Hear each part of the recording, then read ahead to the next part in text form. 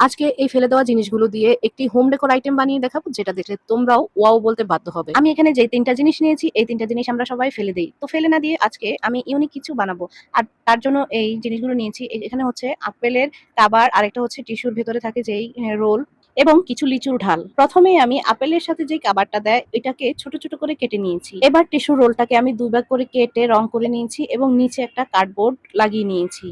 এটার মধ্যে আমি এই যে দেখছো ককশিট, এই ককশিটটাকে এভাবে ধরে মাপ দিয়ে নেব আর ওই মাপ অনুযায়ী গোল করে কেটে নেব। কেটে নেওয়া হয়ে গেলে এটাকে আমি এই টিস্যুর রোল দিয়ে যেই টপটা বানিয়েছি এটার ভেতরে এভাবে ঢুকিয়ে রেখে দেব। এবার আমি লিচুর যে ডালগুলো রেখেছি এখানে কিছু গ্লু গানের গ্লু লাগিয়ে নেব। তারপর ছোট ছোট করে কেটে রেখেছিলাম গোলাপি কালার, ওইখানে এটাকে চেপে ধরবো। ধরলেই দেখো ওইটা আমার গ্লুর মধ্যে লেগে যাচ্ছে। এভাবে আমি পুরো ঢালে গ্লু লাগাবো, একটু একটু করে গ্লু লাগিয়ে ওই গোলাপি কালারের ওইটা লাগিয়ে নেব। এভাবে করে আমি সবগুলো ঢাল তৈরি করে নেব। তো দেখো এই যে আমি সবগুলো ঢাল কিন্তু তৈরি করে ফেলছি।